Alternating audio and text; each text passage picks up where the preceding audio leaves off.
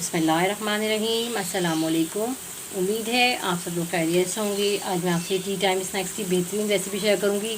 बहुत अच्छी रेसिपी है, आप इस रेसिपी को ट्राई करिएगा, ये आपको बहुत अच्छी लगेगी। अपने बच्चों को बना के दें मज़ेदार शानदार कुरकुरे करारे स्नैक्स। इतनी शानदार ये चिप्स की रेसिपी है, आपके बच्चों को ये रेसिपी इतनी अच्छी लगेगी कि वो बाज़ार से चिप्स पापड़ वगैरह लाना छोड़ देंगे। महंगे महंगे हम ब्रांड के पापड़ वगैरह लाते हैं, आप उनको ये बना के दें, उनको ये रेसिपी बड़ी अच्छी लगेगी। बच्चे तो क्या, बड़े भी खूब इंजॉय करके खाएंगे।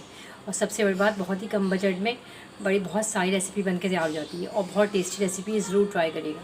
रेसिपी आपको मेरी थोड़ी सी भी अच्छी लगी है तो प्लीज़ आप मेरे चैनल को लाइक कर दिया करें, सब्सक्राइब किया कर दिया।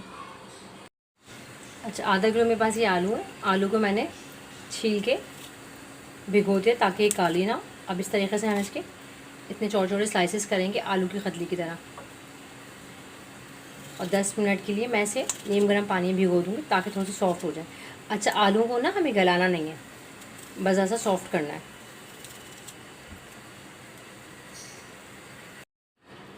आलू को 3 से 4 मिनट मैंने नीम गर्म पानी में भिगो दिया था।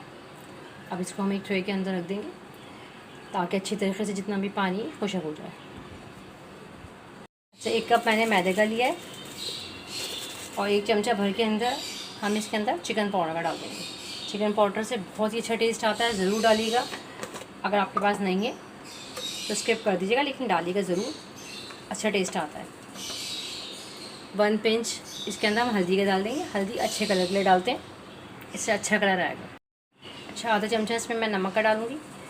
नमक थोड़ा कम डालिएगा क्योंकि जब मैंने आलू बॉईल करे थे तो मैंने थोड़ा सा नमक डाल दिया था।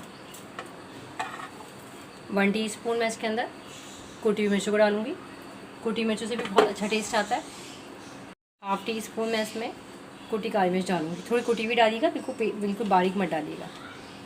1 चमचा भर के इसके अंदर चावल का आटा डालिएगा, इससे बड़े क्रिस्पी से बनेंगे। इन तमाम चीज़ों को अच्छी तरह से मिक्स कर लेंगे ना।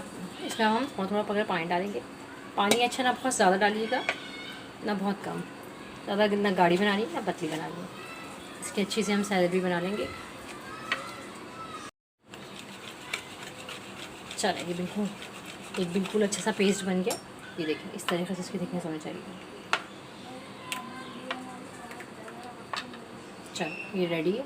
तो मैंने 4 से 5 मिनट गर्म पानी में भिगो दिया था, उसके बाद मैं स्ट्रेन कर लिया। ये देखें, बिल्कुल खुशक हो गई इस तरीके से। अच्छा, ये मेरे पास ब्रेड क्रम्ब है। ब्रेड क्रम्ब मेरे पास घर के बने हुए, आप ये आसानी से बन जाते हैं, घर में बना लें। और ये सैलेड है। अच्छा, एक एक हम आलू लेंगे, इसको हम इसके अंदर डिप करेंगे इस तरीके से। इसके बाद हम इसको ब्रेड क्रम्ब में कोट कर देंगे। अच्छा, ऑयल मैंने पहले से गर्म करने रख दिया। ये देखें, इस तरीके से ही हम इसको फ्राई कर लेंगे। इसको मैंने गर्म करने के लिए रख दिया था। अब ये एक करके हम इसमें फ्राई करने के लिए रख देंगे। एक साइड सेट हो जाएगा ना, दूसरा साइड हम सेट करेंगे। आलू तकरीबन 50% डन है, इस हिसाब से हमें फ्राई करने ये पूरे डन हो जाए इस तरीके से।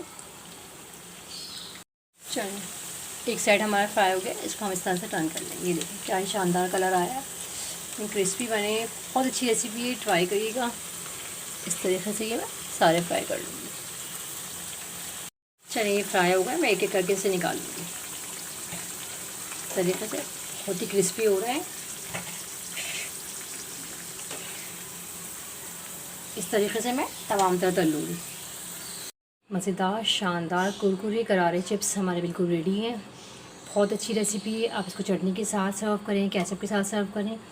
मैंने ये आलू बुखारी की चटनी बनाई थी, इसके साथ तो बहुत ही अच्छा टेस्ट आएगा इसका। आप इस रेसिपी को ज़रूर ट्राई करिएगा, ये मेरी रेसिपी आपको बहुत अच्छी लगेगी।